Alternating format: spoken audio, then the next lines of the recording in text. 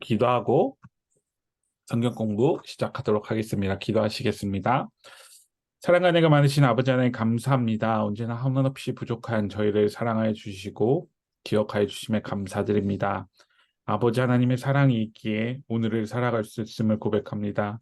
아버지 하나님의 사랑이 있기에 오늘을 또 즐겁고 행복하게 살아갈 수 있음을 고백하오니 아버지 하나님, 하나님께서 주신 그 은혜에 응답하며 살아갈 수 있는 저희들 되게 하여 주시옵소서. 아버지 하나님, 아멘.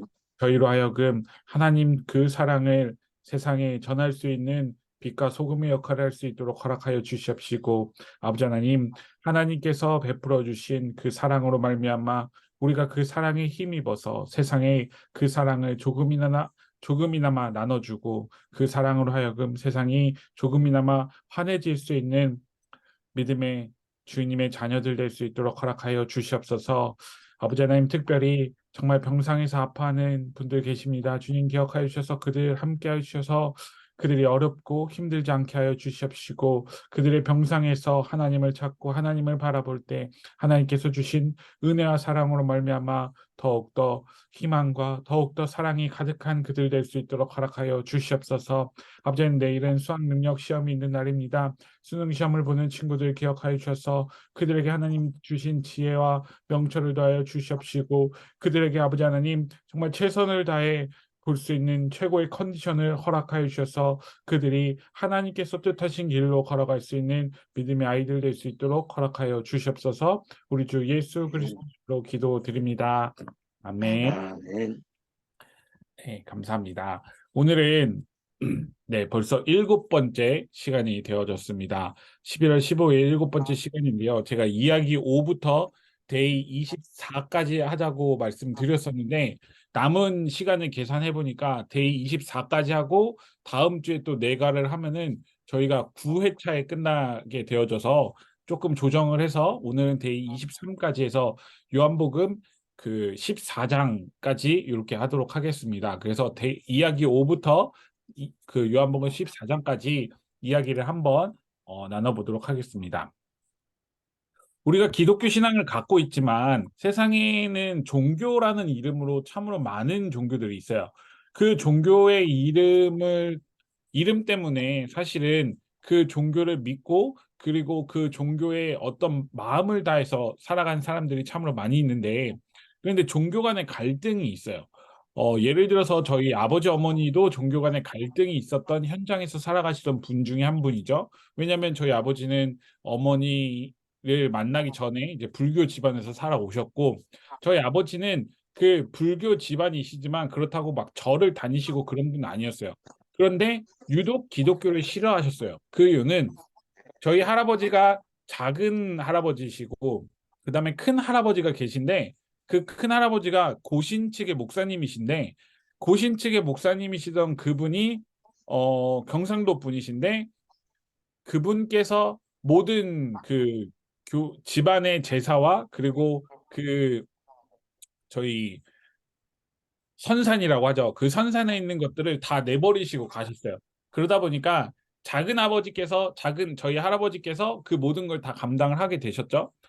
그런데 지금 저희가 느끼기에는 그래도 기독교 신앙이 있어도 가서 벌초도 할 수 있고 가서 기독교식으로 저희가 추도 예배를 드릴 수 있다라고 생각을 하고 있지만, 당시 저희 큰 할아버지셨던 목사님께서는 지금도 저랑 이렇게 만났고 얘기도 하고 그러는 분인데, 그분께서는 그냥 다 내려놓고 그냥 나몰라라 하셨던 거죠. 그러다 보니까 저희 할아버지 때부터 내려오던 기독교 집안에 대한 생각이 남달라셨어요. 너무 좋지 않게 보여줬던 거죠. 왜냐하면 우리 한국 역사에서는 유교 사상을 갖고 있었던 그곳에서는 지금 제가 여기 두 번째 유교라는 곳에 다른 사람을 불쌍히 여기는 마음이라고 써져 있는데, 유교에서는 그렇게 해서는 안 돼. 정신이 그런 거잖아요. 우리 조상, 그리고 우리 선조들, 우리 부모님들을 모셔야 된다라는 생각이 있고, 그 제사를 지내는 의미가 어, 조상들에게 또 잘해야 조상들이 우리를 돌봐준다라는 어떤 사랑의 개념의 표현이잖아요. 그러다 보니까 그 개념 속에서 이제 큰 할아버지가 믿었던 기독교는 이해가 되지 않은 모습이 저희 집안에 있었던 것이죠. 그래서 불교와 기독교의 어떻게 보면 영적 전쟁이 시작되어지게 된 것입니다.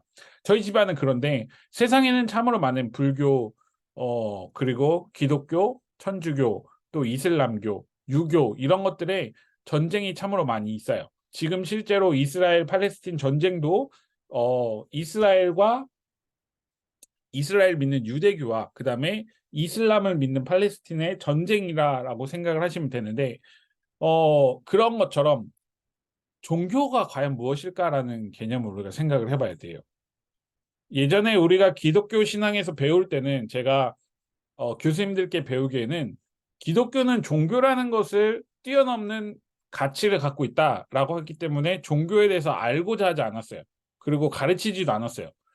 너는 어느 종교야? 라고 말하면은 예전에는 제가 어렸을 때 배워왔던 바에 의해서도 교수님들께 그 이야기를 들었었던 바에 의해서도 우리는 종교가 아니야. 왜냐면 우리는 유일하신 하나님을 믿는 그거기 때문에 우리는 종교의 갈래에 서 있지 않아 라고 말했던 게 기독교 신앙의 모습이었어요. 어떻게 보면 우리 한국 교회 안에 그 문화였을 수도 있죠. 그런데 세상 사람들이 보기에는 같은 선상이 있는 거예요. 그냥 유교든 불교든 천주교든 기독교든 이슬람이든 같은 선상에 종교라는 이름으로 있는 거예요. 우리의 입장에서는 우리는 종교가 아니다라고 말할 수 있는 건 너무나 당연한 사실이지만 그럼에도 불구하고 우리가 세상에서 하나님의 이름을 가지고 하나님의 이름을 전파해야 되는 사람으로 살아갔을 때는 종교라는 이름으로 가진 모든 다른 그 종교들을 이해할 필요성은 있는 거죠. 그렇기 때문에 우리 책에서 유한과 함께 예수 찾기라는 그 책에서 종교에 대해서 이야기가 나오는데 그래서 제가 장신대에서 공부를 배울 때 교수님께서 뭐라고 하시냐면 정말 훌륭한 목회자가 되기 위해서는 다른 타 종교도 알아야 된다라고 말씀을 하셨어요. 왜냐하면 타 종교를 믿는 이유를 이해를 해야 된다는 거죠. 타 종교에 그 사람들이 가야만 하는 그 이유가 무엇일까라는 것을 이해했을 때 그 사람들에게 더 전도하는 방법도 구체적으로 세부적으로 나갈 수 있는 거고 그 사람들의 마음도 이해할 수 있다라고 이야기를 하신 것이죠. 그렇다고 했을 때 우리가 이 사랑이라는 이름을 보면 모든 종교에는 사랑이라는 이름이 없는 곳은 없어요. 사랑이라는 이름이 없는 종교는 없는데 불교에서는 뭐라고 표현하냐면 모든 중생에게 베푸는 무한한 사랑을 중생연이라고 표현을 해요. 중생의 연이라고 표현을 하는데 끈이 이어졌다라고 표현하는 거죠. 모든 중생, 그러니까 우리가 살아가는 사람들에게 베풀어지는 무한한 사랑이다라고 표현을 해요. 그러면서 그 불교가 추구하는 거는 베푸는 무한한 사랑이 있는데 그러기 위해서는 결국 나 자신을 끊임없이 돌을 닦아 나가는 과정, 나 자신을 스스로 끊임없이 석가가 되어져 가는 과정에 대해서 이야기를 하고 있다라고 생각을 하시면 좋을 것 같고요.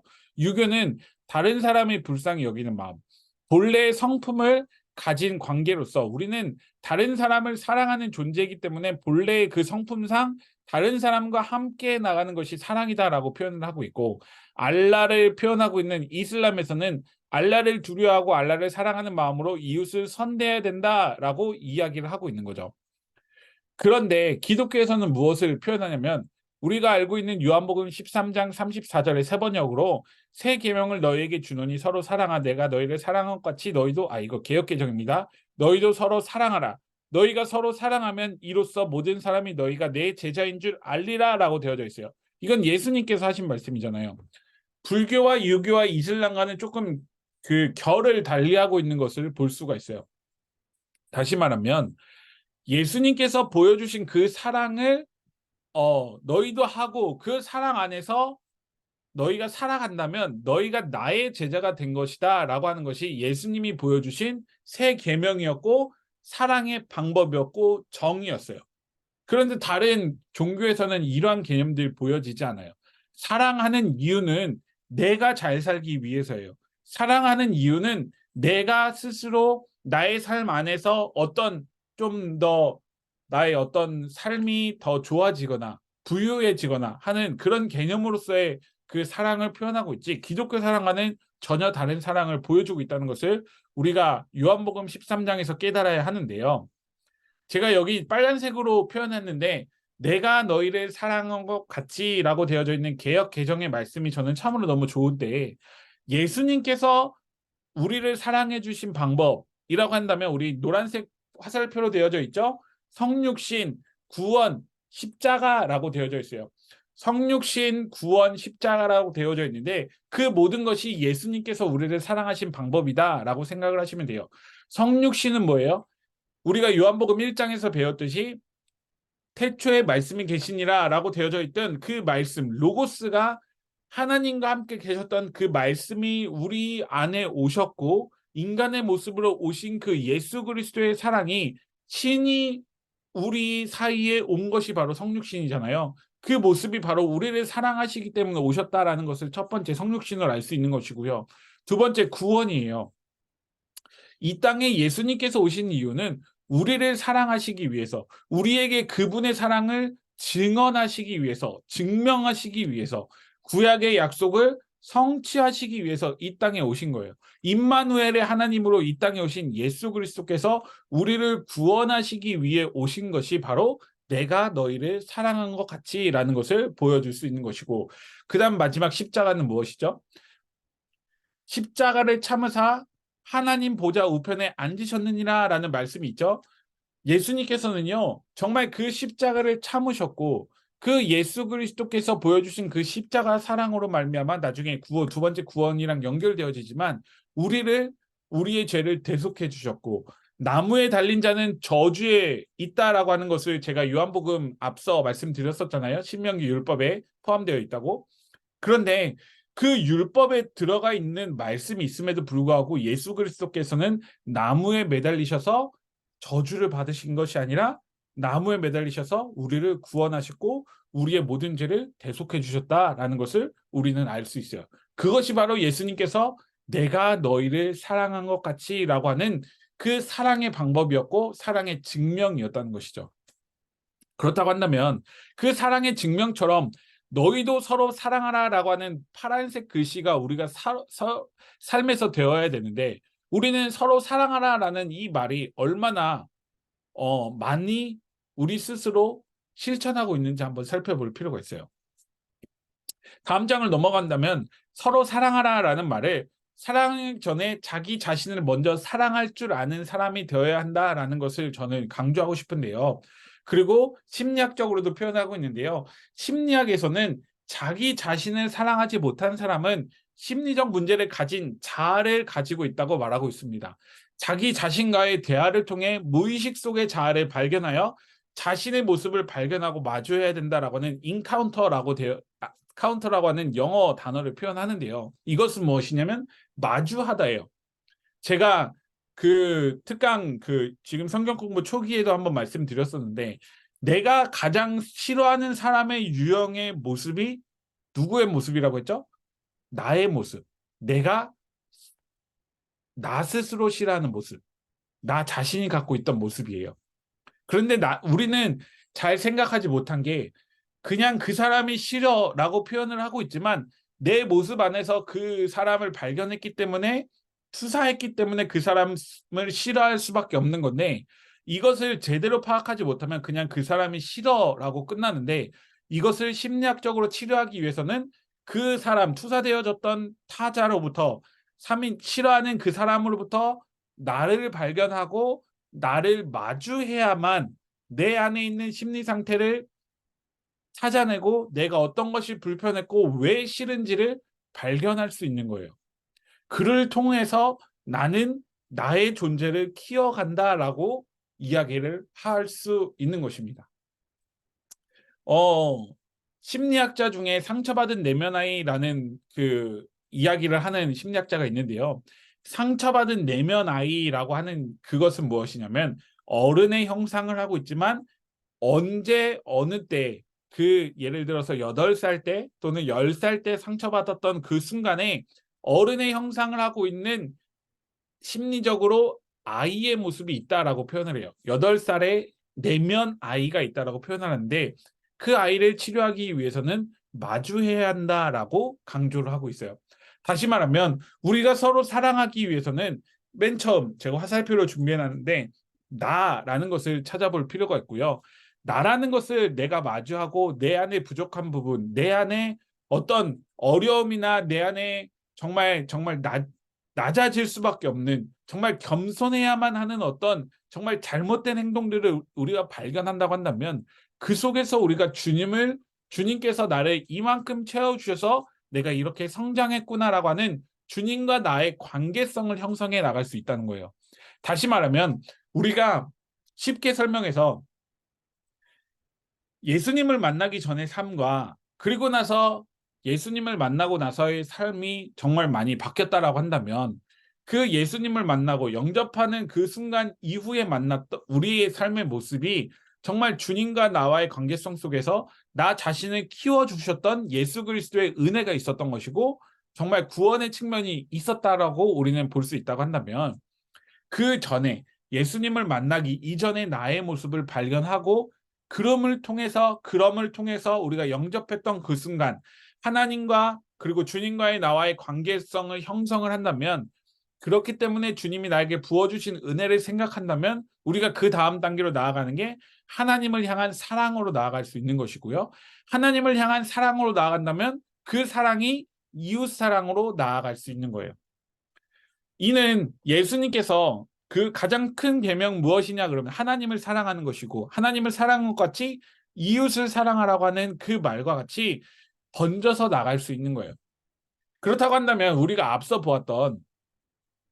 말씀 속에서 보았던 내가 너희를 사랑한 것 같이 너희도 서로 사랑하라 라고 되어져 있는 이 말씀을 실천하기 위해서는요, 예수 그리스도의 사랑을 기억한 채 우리가 나를 발견하고 나와 주님과의 관계성 속에서 하나님을 향한 사랑을 하고 이웃 사랑을 통해 나가야 되는데, 이 관계성을 펼쳐나가기 위해서는 예수 그리스도의 사랑이 무엇인지, 내가 너희를 사랑한, 우리를 사랑한 예수 그리스도의 사랑이 무엇인지 명확하게 우리가 깨달은 채 이웃을 향해 사랑을 실천해 나가야 된다라는 것을 우리는 기억해야 할 필요성이 있는 것입니다.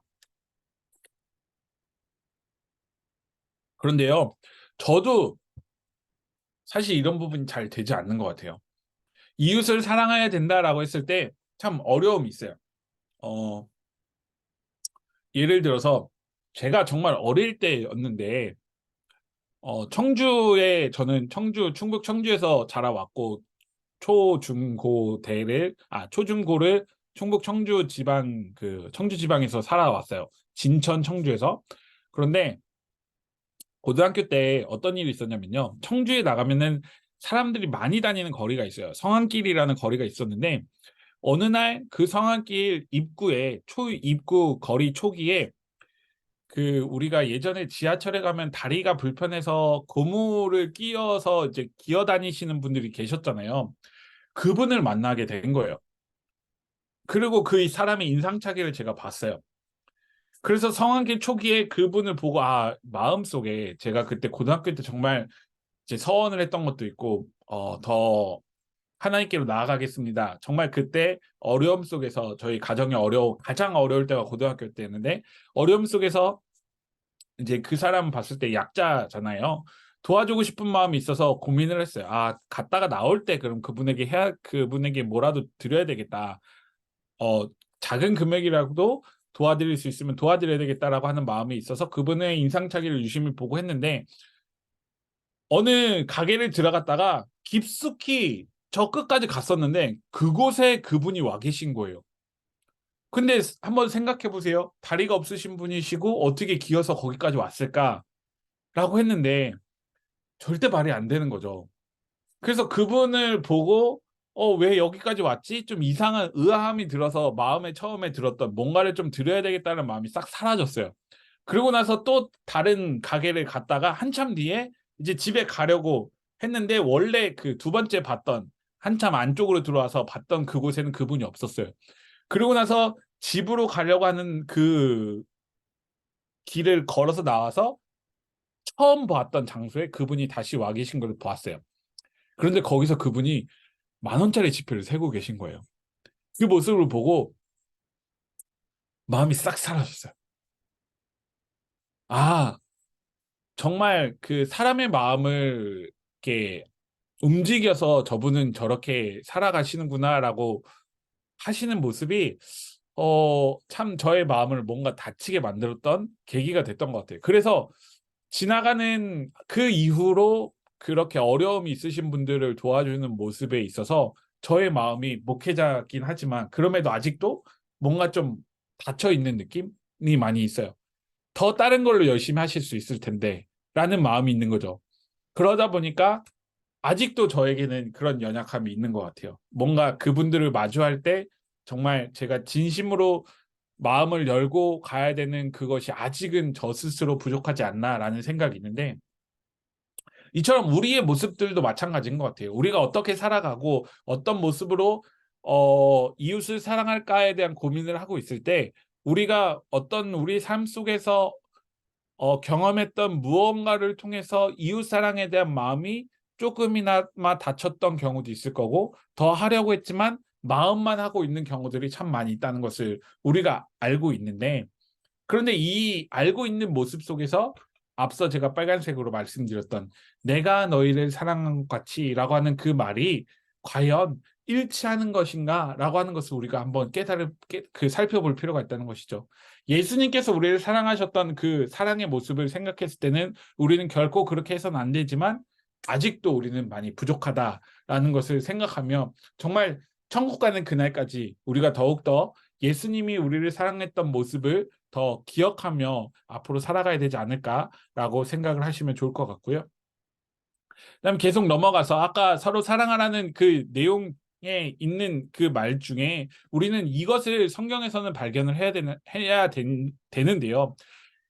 생각해 보세요. 예수님이 너희도 서로 사랑하라라고 되어져 있는데, 우리 이제 말씀을 성경으로 들어갈게요. 서로 사랑하라라고 하는 이 감정에는요, 감정이 전혀 생기지 않은 냉랭함이 지배하는 어색한 순간이에요. 왜냐하면 예수님은, 지난 시간에도 제가 말씀드렸죠. 예수님은 제자들이 서로 사랑하는 것이 예수님의 가르침이라고 말씀을 하셨는데, 제자들은요 서로 발을 씻겨주지 않는 상황이에요.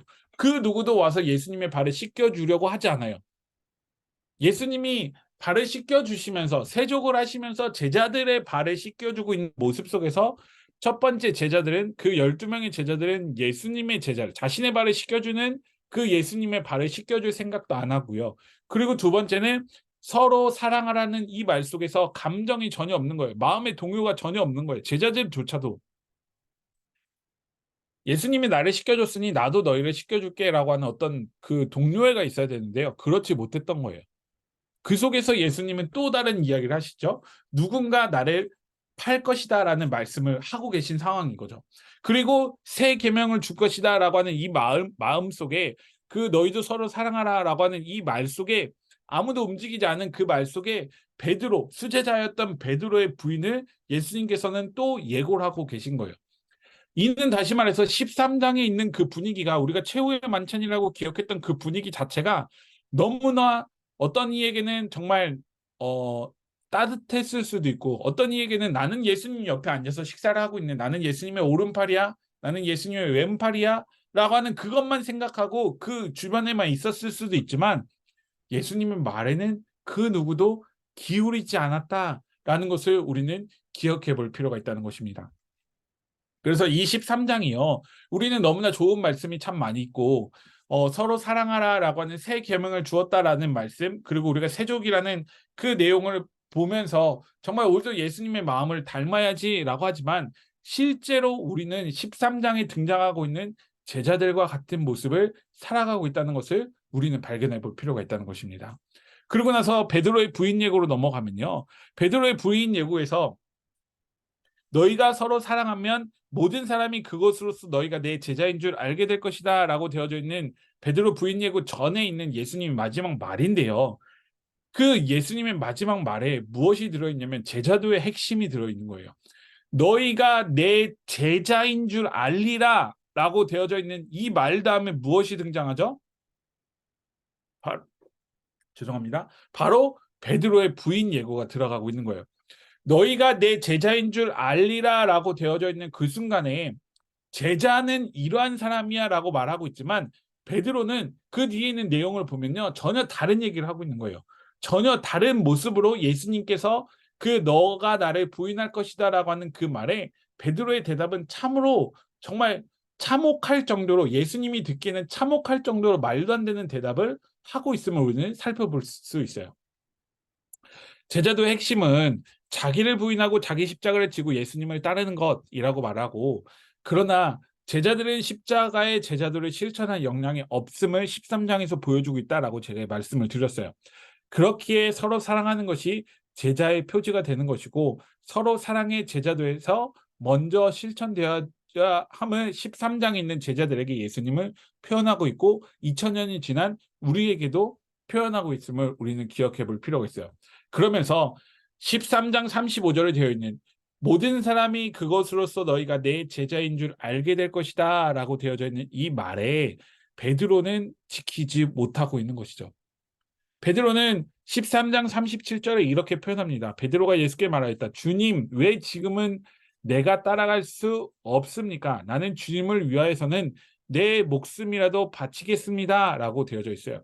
그런데 이 내 목숨이라도 바치겠습니다 라고 되어져 있는 이 내용 속에 우리 정영환 목사님께서 쓰신 책이 혹시 이 책 초록색, 같은 초록색이라서 안 나오네요.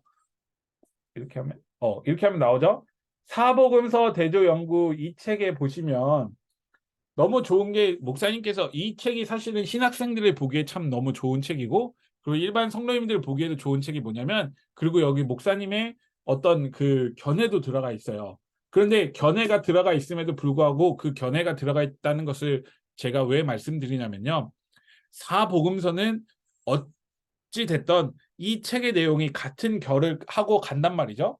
그렇다고 한다면 오늘 이 요한복음 13장 37절에 있는 이 내용도 사복음서 대조 연구라는 이 책에 기록되어져 있어요. 이 책을 어떻게 보냐면요, 우리가 이 책을 볼 때 오늘 요한복음 13장 37절은 13장 37절에 있는 말씀, 소제목 성경의 위에 있는 것을 보면요, 베드로의 부인을 예고하시다 해서 마태복음 26장 31절 35절 되어져 있고, 마가복음 14장 27절 되어져 있는데요, 여기서 이 책을 이렇게 펴시면 여기서 책이 있으신 분은 나중에 보시면 좋을 것 같은데요,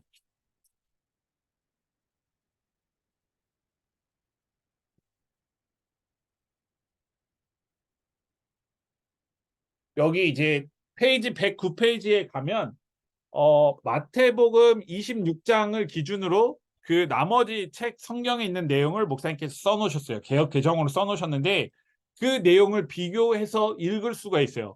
내용을 비교해서 읽으면요, 마태, 마가, 누가는 베드로의 연약함을 직접적으로 표현을 해요. 뭐라고 표현해져 있냐면 마태복음에는요, 베드로가 대답하여 이르되 모두 주를 버릴지라도 나는 결코 버리지 않겠나이다 라고 되어져 있는, 지금 당장 나는 주님을 따르겠다라고 직접적으로 표현하고 있어요. 그런데 이 직접적인 표현이 마태, 마가, 누가에 똑같이 등장하고 있어요. 다시 말하면 베드로는요, 예수님께서 부인을 예고하실 때 나는 지금 당장 예수님을 따르겠습니다 라고 표현을 하고 있는 말씀을 우리가 찾아볼 수 있는데, 요한복음에서는요, 우리가 앞서 말씀드렸던 것처럼 위에 있는 것처럼 37절에 주님, 왜 지금은 내가 따라갈 수 없나이까? 나는 주님을 위하여서는 내 목숨이라도 바치겠습니다 라고 되어져 있는 내용이 들어있다는 거죠. 다시 말하면 마태, 마가, 누가는 조금 다른 진술을 보이고 있어요. 그것이 무엇이냐면 베드로의 영민함이고, 베드로가 영적으로 그래도 수제자이기 때문에 라고 하는 모습을 요한은 사랑으로서 그 베드로를 감싸주고 있는 모습을 보여주는 거예요. 무엇이냐면 마테마가 누가에서는 지금 당장 내가 주님을 따르겠습니다, 내가 지금 죽어서라도 주님과 함께 하겠습니다라고 그 표현을 하고 있다고 한다면, 요한복음에서는 지금은 내가 왜 따라갈 수 없습니까? 라고 하는 그런 표현을 하는 거예요. 그런 물음을 하고 있는 거예요. 조금 뉘앙스가 다른 것을 우리는 알 수 있죠. 이렇게 성경을 비교해서 읽어보면요, 여기 있는 내용만 찾아가서 읽어도 참 우리가 이 복음서의 저자가 어떤 마음으로 이렇게 썼구나라고 하는 것을 우리가 느낄 수 있다는 것이죠. 마태복음 순서대로 읽어 나갈 때, 마가복음 순서대로 읽어 나갈 때 성경이 서로 뒤바뀌어 있는 거, 누가복음 순서대로 나갈 때 성경이 뒤바뀌어 있는 거, 요한복음 순서로 나갈 때 성경이 뒤바뀌어 있는 그 순서대로 차근차근 읽어보면서 요한복음에 있었던 이 말씀이 다른 복음서 기자는 어떻게 표현했구나라는 것을 우리가 볼 때 이 복음서 저자들이 전하고자 했던 바가 무엇인지를 우리가 발견할 수 있다는 것을 우리는 이 사복음서 대조 연구를 통해서 알 수 있다는 것을 기억하시고 나중에 기회가 된다면 이 책을 또 보시면 참 좋을 것 같습니다. 그래서 이 베드로의 부인 예고에서는요, 앞서 제가 말씀드렸던 너희가 내 제자인 줄 알게 될 것이다 라고 하는 그 말을 베드로는 실천하지 못했어요. 서로 사랑해야 되지만 서로 사랑해야 되는 그 모습 속에 베드로가 예수님의 제자인 것을 실천해 나가야 되는데 베드로조차도 그러한 모습을 보이지 못했기 때문에 베드로도 서로 사랑이라는 말을 그리고 제자라는 그 말을 실천하지 못함을 13장 후반부에 등장하고 있습니다. 제가 노란색으로 표현해져 있는 이 글씨는요, 요한 역시 우레의 아들이라는 별명을 갖고 있었고 성격이 급했음에도 불구하고 수제자라고 하는 그 베드로를 존중하려는 하는 모습이 오늘 13장 37절에서 조금 다른 서술을 함으로써 베드로를 존중하는 모습을 보여줬고요. 그리고 또 한 가지는 사랑의 사도의 표현을 이제 요한은 한 거예요. 베드로도 사람이 기 때문에 그 역시 사랑으로 감싸 주어야 되는구나라고 하는 서로 사랑하자라는 말을 하기 위해서 요한도 그 말을 어떻게 보면 진술을 좀 다르게 함으로 인해서 베드로의 모습 속에서 그냥 단순히 부인만 한 것이 아니라 지금 당장 그냥 따르겠습니다라고 했던 그 베드로의 모습만 표현하고자 했던 것이 아니라 베드로조차 그 마음속에 참 어려움을 갖고 있었구나. 예수님을 왜 따라가지 못할까라고 하는 어떤 영민함을 표현하고자 하지 않았을까라는 것을 우리가 이를 통해 발견할 수 있으면 좋을 것 같습니다. 이제 요한복음 14장으로 넘어가면 이제 길이요 진리요 생명이니라고 되어 있는 제22라고 넘어갈 수 있는데요. 14장 1절에는 우리가 그 성경이 이렇게 표현되어져 있어요. 예수님께서 말씀하시기를 이제 13장에서 우리가 앞서 말씀드렸잖아요. 세족식을 했고 최후의 만찬을 했고 그리고 나를 팔 자가 있다라고 표현을 했고 새 계명을 주었고 베드로의 부인을 얘기했고 그러니 제자들의 분위기가 어땠을까요? 바닥이었을 거예요. 그렇죠? 분위기 자체가 좋지 않았어요. 왜냐하면 예수님과 함께한 마지막 날이라는 것을 이들은 알지 못한 채로 그곳에 왔고 예수님께서 마지막 말을 계속하고 있는 거예요. 그런데 너무나 안타까운 사실은 예수님께서 이미 십자가에 못 박힐 걸 몇 번이나 말씀하셨다? 3번이나 말씀하셨어요. 우리가 알고 있듯이 순환 예고는 3번이나 되어 있다라고 알고 있잖아요. 그 순환 예고가 3번이나 있었음에도 불구하고 제자들은 알지 못하고 예수님과의 마지막 날 밤을 이야기하고 있는 거예요. 예수님과의 마지막 날 밤, 너희가 내 제자가 되기 위해서는 이렇게 해야 돼라고 하는 모습을 보여주었음에도 불구하고 제자들은 실천하지 못하고 있어요. 그런 와중에 예수님께서 첫 마디로 베드로의 부인 예고 다음에 꺼낸 말이 너희는 마음에 근심하지 말아라. 하나님을 믿고 또 나를 믿어라라고 되어져 있어요. 어때요? 우리의 삶 속에서 이런 말을 들었을 때 우리는 머릿속에 그렇습니다, 목사님. 저는 하나님을 믿으니까 하나님께서 말씀하시는 우리의 상황 속에서 이 모든 것들을 근심하지 말고 나아가겠습니다라고 표현을 하고 있지만 그렇지 못할 때가 참으로 많이 있어요. 우리의 삶이 어렵고 힘들 때 하나님 뜻이 어딘지 모르겠습니다라고 말하면서 우리가 근심하면서 하나님께 기도하는데 그럼에도 불구하고 나의 방향성대로 내가 하고자 하는 대로 하나님한테 이렇게 해주세요라고 고백할 때가 참으로 많이 있다는 것이죠. 그것은 하나님을 믿는 것이 아니라 마치 나의 기도를 믿는 우리의 모습을 보아야 하는 것이죠. 그런 예수님께서는 그런 우리들에게 너희는 마음에 근심하지 말아라 라고 표현하시면서 하나님을 믿고 또 나를 믿어라 라고 되어져 있는 거예요. 예수 그리스도 그 자체를 믿어라 라고 되어져 있는 거예요. 그렇다고 한다면 우리의 간구와 우리의 기도 속에서 우리는 우리의 간구보다 하나님께 대한 하나님을 믿어야 되는 그 기도를 우리가 먼저 할 필요성이 있다는 것을 우리는 14장 1절에서 배울 수가 있습니다. 밑에 흰색 글씨로 제자들에게는 큰 충격이라고 되어져 있죠. 서로 사랑하지 않는 자들 발을 씻겨주지 않을 정도로 예수 그리스도를 배신할 것이라고 하는 예고 제가 말씀드렸죠. 그 다음에 베드로의 부인 예고라고 되어져 있는 이 속에서 그럼에도 예수님은 1절의 이야기 근심하지 말라 나를 믿으라 라고 되어져 있는 이 말을 한 상황은 어떻게 보면 제자들에게 더 충격이에요. 왜냐하면 예수님 어떻게 근심하지 않을 수가 있어요. 예수님 이 상황 속에서 우리가 서로 사랑하지 않는 우리의 모습이 발견되어졌는데요. 누군가 예수님을 판다고요? 우리 중에서? 말도 안 돼요, 예수님. 어떻게 그런 일이 벌어져요? 수제자라고 불렸던 예수님을 가장 잘 따르고 예수님을 가장 잘 이해한 베드로가 예수님을 부인한다고요? 예수님 말이 안 돼요. 어떻게 그런 말씀을 하세요? 라고 제자들은 반문할 수 있을 거예요. 그 속에 예수님께서는 나를 믿으라 라고 표현을 하고 있는 거예요. 그런데 제자들은 나를 믿으라 라고 하는 그 말 속에 우리는 이미 다 알고 있는 성경 내용이죠. 뒤에 십자가 사건, 부활 사건 속에서 어때요? 제자들이 예수 그리스도를 믿었어요? 못 믿었어요? 못 믿었어요. 못 믿었다는 거죠. 자, 한번 또 넘어가 보도록 하겠습니다. 이제 요한복음 14장 20절로 넘어가면 그날에 너희는 내가 내 아버지 안에 있고 너희가 내 안에 있으며 또 내가 너희 안에 있음을 알게 될 것이다 라고 되어져 있는 그 말씀이 있어요.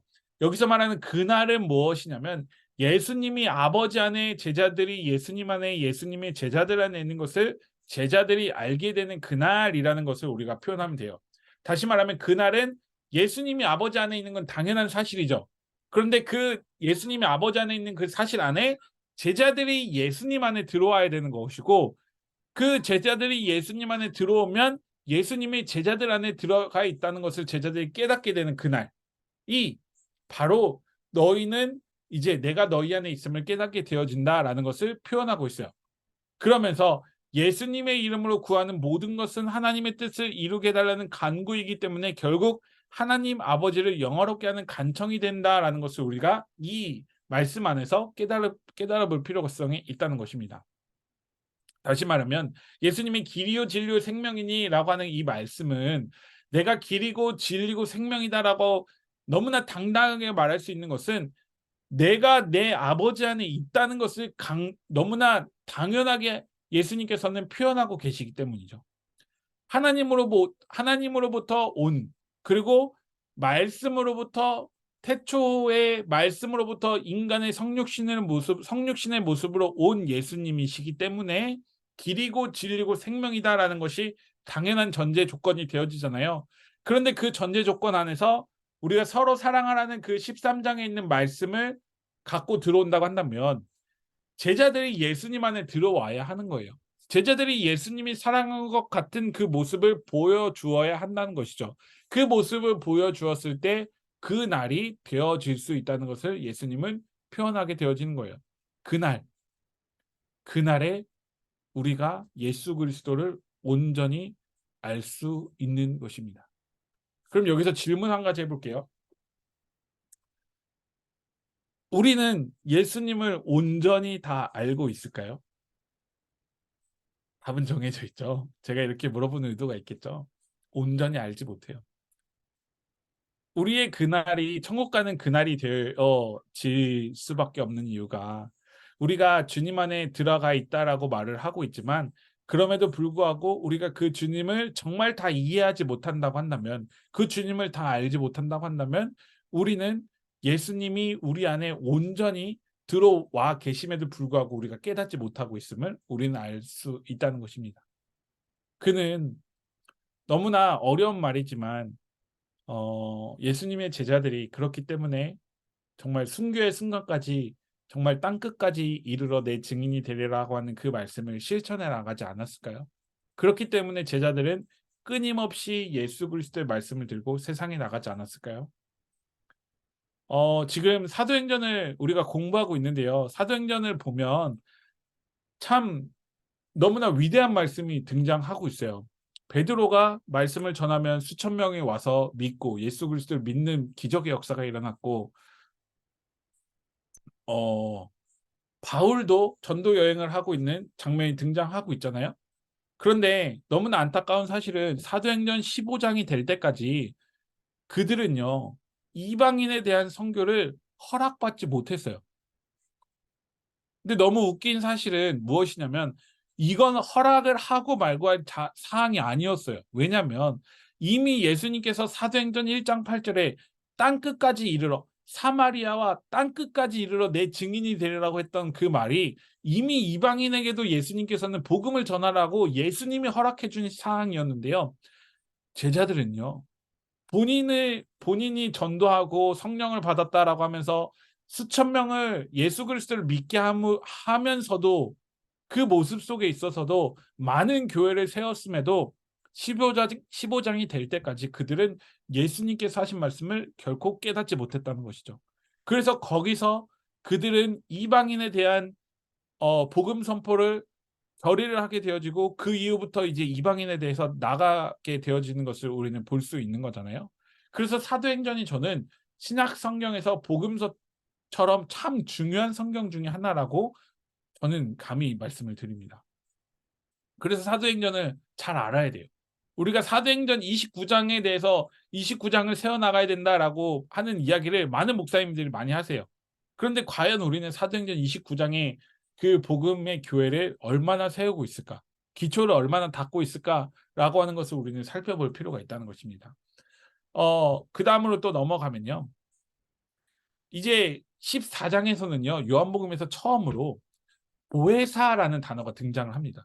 보혜사, 곧 아버지께서 내 이름으로 보내실 성령께서 너희에게 모든 것을 가르쳐 주실 것이며 또 내가 너희에게 말한 모든 것을 생각나게 하실 것이다 라고 되어져 있는 보혜사가 등장을 하게 되어지는데요.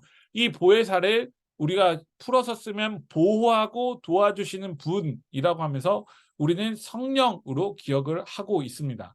이 성령 보혜사라는 단어를 우리가 기억을 할 때 성령 파송, 성령의 도래가 14, 15, 16장에 등장함으로 인해서 예수님께서 성령에 대해서 강조하셨다는 것을 우리는 알 수 있잖아요. 그리고 이 성령에 대해서 이미 말씀하신 그 상황 속에서 제자들은 그러면은 사도행전 2장에서 성령을 받았고 성령의 불같이 임함을 느꼈던 그들이 있었음에도 불구하고 사람들은요, 또 안타깝게도 아까 15장 얘기를 했잖아요. 15장의 사건은 사도행전 1장부터 15장까지는 얼마 되지 않은 시간이라고 볼 수 있어요. 왜냐하면 성령이 결의되기까지는요. 이 제가 결의되기까지라고 하는 이유는 뭐냐면요. 삼위일체가 우리가 지금은 너무나 당연하게 삼위일체를 알고 있지만 이 삼위일체를 결의하기까지는 무려 몇백 년이라는 시간이 걸리게 되었어요. 그리고 더 안타까운 사실은 이 성령에 대해서 연구하기가 너무나 어렵잖아요. 왜냐하면 하나님은 구약에 다 등장하고 있죠. 그다음에 예수님은 복음서를 통해서 신약 성경을 통해서 이미 다 우리가 알고 있어요. 그렇다고 한다면 성령에 대해서는 우리가 어떻게 표현해야 되냐라고 했을 때는 성령은 각각 다 다른 모습으로 경험을 하고 알고 있기 때문에 성령의 모습을 학문적으로 정의하기 참 어렵죠. 그렇기 때문에 성령에 대해서 연구한 게요. 너무나 부끄럽지만 1900년대 이후에 성령론에 대해서 연구하기 시작을 했어요. 개신교에서는요. 아이러니하죠. 1900년 동안 삼위일체라는 것을 믿고 따라왔지만 성령론에 대해서 그리스도론과 그다음에 하나님에 대해서는 정말 많이 학자들이 연구를 하였지만 왜냐하면 구약과 신약에 등장하고 있기 때문에 성령 역시도 신약에 등장하고 있지만 그리고 구약에서도 등장하고 있어요. 루아흐라는 단어를 통해서 이제 표현을 하고 있는데 구약에서는요. 그 성령이 있음에도 불구하고 많은 사람들이 성령에 대해서 연구를 하지 못했고 안 했고 그리고 성령에 대해서 연구를 나중에 하게 되어졌어요. 그런데 예수님께서는요. 14장에서 이미 성령에 대해서 말씀하셨어요. 보호하고 도와주시는 분이라는 것을 말씀하셨고요. 초기 그리스도교가 세워질 당시에 이미 그들은 성령을 경험했고 성령이 어떻게 그들을 하나로 묶어주셨고 하나의 공동체로 만들어주셨다는 것을 그들은 배웠음에도 참으로 많은 사람들이 실천하지 못했고 성령에 대해서 알아가려고 하지 않았다는 것을 우리는 살펴볼 필요가 있다는 것입니다. 예수님께서 아버지께로 돌아가 아버지께 요청을 함으로써 아버지 하나님께서 보내주신 것을 우리는 기억을 해야 하는 것이고요. 예수님의 이름으로 오신 분이 바로 성령님이다라는 것을 기억을 하시면 좋을 것 같습니다. 그래서 예수님이 제자들에게 말한 모든 것을 기억나게 하실 것, 영적 결속을 만들어 주시는 분이 누구다? 보혜사 성령님이다라는 것을 우리는 기억해 보아야 합니다. 이제 그 다음 장을 넘어가면요. 나는 27장에 14장 27절에 나는 평화를 너희에게 남겨준다. 나는 내 평화를 너희에게 준다. 내가 너희에게 주는 평화는 세상이 주는 것과 같지 않다. 너희는 마음에 근심하지 말고 두려워하지도 말아라 라고 되어져 있는 말씀이 있어요. 세상이 주는 평화보다 내가 주는 평화가 더 좋다라는 것을 예수님께서는 성령을 표현하신 그 다음에 이야기를 하세요. 이는 우리가 세상에 나가서 정말 당당하게 표현할 수 있는 단어 중에 하나예요. 하나님께서 우리에게 세상이 주는 그 어떤 평화보다 더 좋은 평화를 주실 것이다 라고 이야기할 수 있는 것이 우리 그리스도인이 해야만 하는 단어이고 사명이고 우리의 일이라는 것을 우리가 기억해 볼 필요가 있다는 것입니다. 그렇다고 한다면 여기서 세상이 주는 평화는 질적으로 다른 예수님의 평화를 주신다는 것을 우리가 볼 때 14장 1절에 너희는 마음에 근심하지 말라. 하나님을 믿고 또 나를 믿으라라고 하는 그 예수 그리스도의 14장 1절에 있는 말씀을 예수님께서는 근심하지 말라는 이유로 14장 27절을 주신 거예요. 다시 말하면 근심하지 말라. 그 이유는 무엇이다? 14장 27절에 내가 세상이 주는 평화보다 더 좋은 평화를 너에게 줄 것이니 너희는 근심하지 않아도 돼. 그러니 너희는 나를 믿고 하나님을 믿어야 된다라는 것을 예수님께서는 여기서 길이요 진리요 생명이요 라고 하는 14장에서 이야기를 하고 계신 것을 우리는 기억할 수 있어야 됩니다. 이 말은요. 요한복음의 순환은 공간복음, 마테마가 누구와는 다르게 수동적이 아니라 능동적인 거예요. 뭔가 마테마가 누가에서는요. 하나님으로부터 그 십자가의 길을 걸어가야 된다라고 하는 수동격이 등장한다고 한다면 요한복음에서는 예수님께서 능동적으로 이 길을 걸어간다라고 하는 뉘앙스의 차이가 등장함으로 인해서 스스로 고난을 당하시는 예수 그리스도에 대해서 강조하고 있음을 우리는 길이요 진리요 생명이다라고 하는 요한복음 14장에서 발견할 수 있어야 하는 것입니다. 오늘 강의는 여기까지 이제 진행되어질 텐데요. 하나님께서 우리에게 말씀하셨던 오늘 13장, 14장에 있는 내용을 본다면 우리는 참으로 참 부끄럽고 연약한 존재임을 다시금 깨달아요. 그렇기 때문에 우리는 요한과 함께 예수 찾기라고 하는 이 책을 통해서 우리가 어떤 삶을 살아가야 되는지에 대해서 더 명확히 기억을 해야 될 것이고 저도 이 책을 다시 공부함으로 인해서 정말 하나님께서 저의 삶에서 저의 목회의 길에 무엇을 말씀하고자 하시는 바를 또 깨닫게 하시는 것 같아요. 부끄럽고 또 또 생각을 정리해 나가는 것이 되는 것 같아요. 그래서 '아 예수님은 이러한 분이시지.'라고 하는 것을 새롭게 또 깨닫는 시간이 되어지는 것 같습니다. 저희 교우님들도 이 강의를 들으시면서 하나님께서 주신 그 사랑을 통해서 '아 제자들도 이렇게 연약했구나.'라고 하는 모습을 보면 '아 오늘 이 시간을 살아가고 있는 우리도 참 연약한 존재이고 넘어질 수밖에 없는 존재이구나.'라고 하는 것을 기억하며 살아간다고 한다면 앞으로 천국 가는 그날까지 더 평안함 속에서 예수님께서 말씀하셨던 세상이 주는 평화보다 예수님이 주신 그 평화 속에서 우리가 더 기쁨과 감사를 가져가며 살아갈 수 있지 않을까라는 생각이 있습니다. 네, 강의 네. 여기까지 하도록 하고요. 늦은 시간까지 또 너무 감사합니다. 네, 이것을 마치겠고요. 혹시 뭐 궁금하신 점이나 질문 있으신가요? 네. 없습니다. 제 강의가 뛰어나서가 아니라 다 알고 계셨기 때문에라고 생각을 하면서 또 이렇게 또 생각을 정리해 보시고 또 하나님을 만나시고 예수님을 만나는 귀한 시간이 되시면 좋을 것 같습니다. 또 오늘 들을 때는요, 네, 목사님, 네, 들을 때는 이해가 되어지고 네, 너무 좋은데, 이제 듣고 나서 네. 혼자서 이렇게 생각을 하고 이러다가 보면은 이게 도전되는 것들이 많아요. 맞습니다. 네, 예.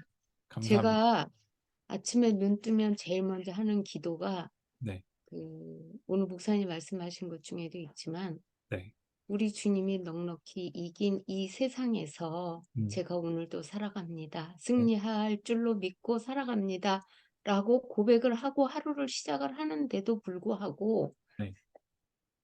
하루를 지내고 잠자리에 누우면서 생각해 보면 네. 오늘도 이런 부분에서는 여지없이 깨지고 졌구나 음, 하고 느낄 때가 많거든요. 누구나 공통. 그러니까 끊임없이 배워야 되겠다라고 네, 생각을 하면서도 네. 그거 실천하기가 그닥 쉽지는 않은 것 네. 같아요. 근데 또 너무 스트레스 받으시지 않으셔도 되고요. 어, 저도 같은 마음으로 잠자리에 누울 때, 오늘 하나님 저도 이렇게 또 정말 이기지 못하고 또 많은 죄를 지었습니다라고 고백을 하는 것도 있지만, 그러면서 또 한 가지 기도하는 건 뭐냐면 저희 아이들에게 늘 똑같은 기도를 하거든요. 저희 아이들은 기도해봐라 그러면 하원이가 저희 교육부에서도 지금 이제 4살인데 가서 대표 기도를 해요. 그런데 오. 자는 그 모습 속에 제 자락은 아니고 하원이가 이제 하는 거고 하민이도 하는데, 아이들이 자면서 하는 기도가 늘 있어요. 하나님 오늘도 감사합니다라고 고백을 해요. 저희는 잘 때 이렇게 자게 해주셔서 감사합니다. 오늘 정말 무사히 마치고 자게 해주셔서 감사합니다라고 하는 그 기도를 고백하는 것 같아요. 이는 다시 말해서 우리가 주님 안에서 넘어지고 부딪히고 쓰러지는 건 당연한 일이에요. 우리는 예수 그리스도가 아니기 때문에. 그렇지만 그럼에도 불구하고 하나님께서 오늘을 어떻게 보면 또 무사히 마치게 하시고 잠자리에 들게 하시고 라고 하는 어떤 감사의 고백을 또 드릴 수 있는 거니까, 그 속에서 우리는 여기서 부족한 것도 분명히 있지만 그건 이제 우리가 앞으로 또 차차 하나하나씩 조금씩 스텝을 밟아가듯 걸음마 해나가듯 가게 되어지면 좋을 것 같고, 그럼에도 또 한 가지 더 하는 건 늘 저보다 더 잘하시겠지만 감사의 고백을 통해서 오늘도 이렇게 눕게 해주셔서 감사합니다. 그리고 내일 아침에 일어났을 때는 일어나게 해주셔서 눈뜨게 해주셔서 감사합니다 라고 하는 고백이 아멘.